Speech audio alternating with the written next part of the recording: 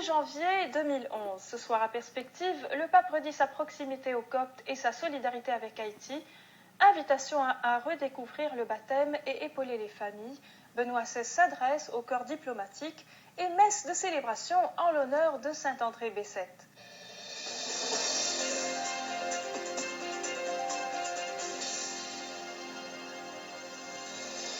Mesdames et messieurs, bonsoir et bienvenue à Perspective. Hier matin, à la place Saint-Pierre, le pape Benoît XVI a salué la délégation copte présente à l'Angélus. Benoît XVI a redit sa solidarité avec les chrétiens coptes en stressant l'importance de promouvoir la liberté religieuse dans le monde, thème principal déjà évoqué par le Saint-Père dans son message du 1er janvier 2011. Les Coptes d'Égypte ont été attaqués par un terrible attentat dans la nuit du Nouvel An passé.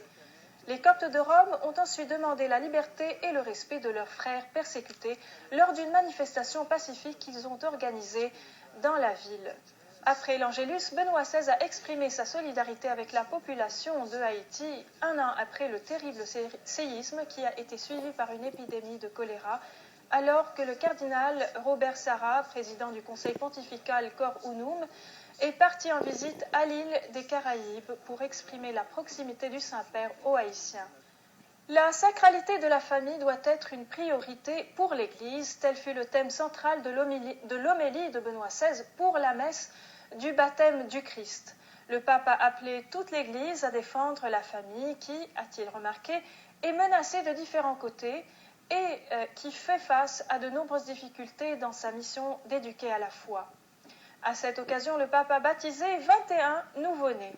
Dans son homélie, Benoît XVI rappelle la distinction entre le baptême pénitentiel de Saint Jean-Baptiste et le baptême chrétien qui est sacramentel et indélébile.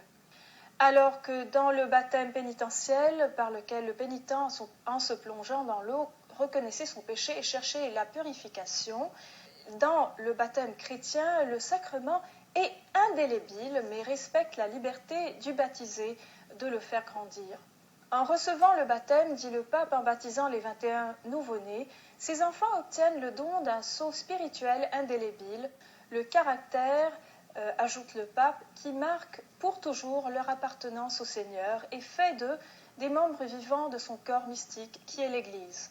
En commençant à faire partie du peuple de Dieu, ces enfants commencent aujourd'hui un chemin de sainteté et de conformation à Jésus, une réalité qui est placée en eux comme la semence d'un arbre splendide que l'on doit faire grandir. Le pape a choisi ce jour même, le 10 janvier 2011, pour adresser ses vœux au corps diplomatique.